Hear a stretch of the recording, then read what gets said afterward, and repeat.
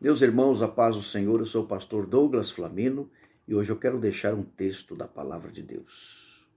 Primeira carta de Paulo aos Coríntios, capítulo 3, versículo 16, diz-nos assim: Não sabeis vós que sois o templo de Deus e que o Espírito de Deus habita em vós? Meus queridos, a igreja primitiva se reunia nas casas. Este local de reunião era por conta da perseguição. Os templos em Jerusalém eram templos onde apenas os judeus poderiam entrar. Por conta da morte de Cristo, da morte de Jesus, a igreja foi muito perseguida no primeiro século. E por conta disso, eles se reuniam nas casas. Podemos notar, por meio dos versículos do Novo Testamento, que nos comprovam esta verdade.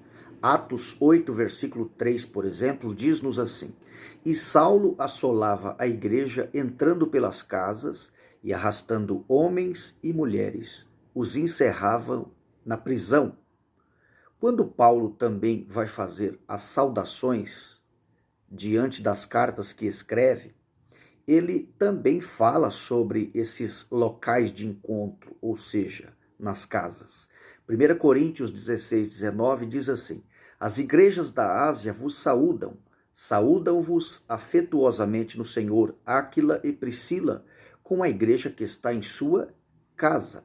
Colossenses 4, 5 diz: Saudai aos irmãos que estão em Laodiceia e a Ninfa, e a igreja que está em sua casa. E por fim, Romanos 16, versículo 5, diz-nos assim: Saudai também a igreja que está em sua casa, saudai a Epêneto, meu amado, que é as primícias da Acaia em Cristo. Então, por meio destes textos, e é claro que existem mais, nós podemos perceber que este era o local onde as pessoas se reuniam para buscar ao Senhor por conta da perseguição.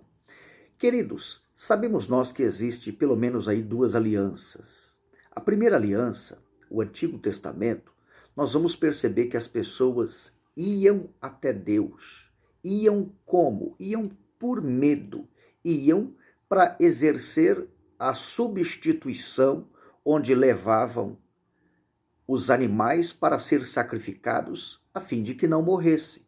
Então eles iam até Deus, levando um animal para poder sacrificar, onde este animal morria em lugar do homem e os pecados desse homem eram perdoados. Então, na antiga aliança, o homem ia até Deus. Já na nova aliança, é Deus que vem até o homem. Ele veio até nós por meio de Cristo, por meio de Jesus.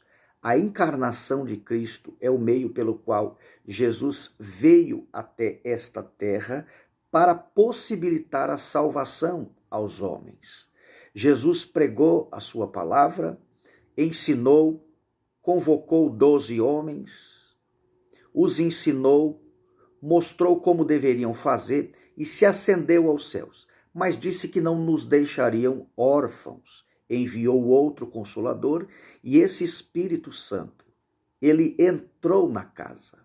Agora não é mais nós que vamos até Deus, é Deus que veio até nós, por meio da encarnação, e depois o Espírito de Deus que entrou, fazendo com que todos nós, a partir da decisão por Cristo, fôssemos chamados filhos de Deus e temos dentro de nós o Espírito Santo. É por isso que lemos o texto de 1 Coríntios 3,16, onde diz que nós somos a casa, a morada do Senhor.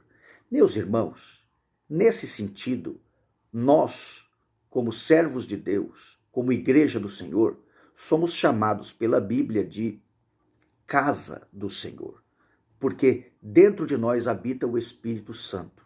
Então, eu quero utilizar aqui uma ilustração de uma única casa e 3 donos para mostrar essa verdade.